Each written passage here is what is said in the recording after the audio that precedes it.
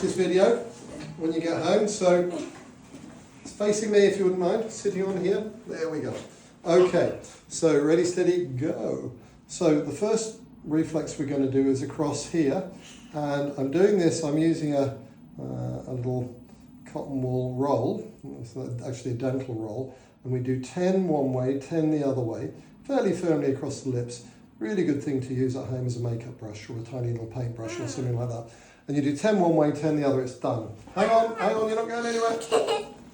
And then what we're going to do is he's got a bit of a grasp reflex. When I do this in here, the thumb wants to come in and the fingers want to flex. So we hold the thumb out, we hold the fingers straight, and we do a big X in here. Quite deep pressure. You can use the bottom of a pen. Can you sit back on the bed, please? You can use the bottom of a pen or something like that. At 10 X's, we do them same on both sides. These are not bad. I've seen a lot worse than these, but they're just there, so we're going to get rid of them. 10 X's on either side. And then the trickiest one, because they tend to react more to it, is the bottom of the feet.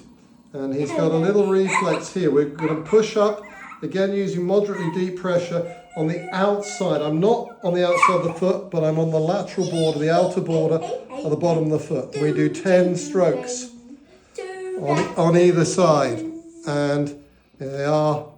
And the feet are supposed to flex, and you can see he's going the other direction. So we do 10 of those on both sides. That's it. And every day, it'll take about a minute or two. Ideally twice a day is the best, but if you can do it once a day, it's a good minimum. Okay. A lot of people, if I'm honest, get it done once a day at the end of the day. And can you explain what's happening with the jaw, just so I can explain it? Yeah. So, come on over here. He has some cranial strain patterns here, in particular that lateral strain pattern here, where the base of the skull has been slightly sheared through here. That's usually a trauma pattern. And he's also got this pattern, a side bend pattern in there. So he's got two, and this is also a trauma pattern. This is probably either in a funky position in utero or in a great hurry to get him out. And he might with his head in a funky position.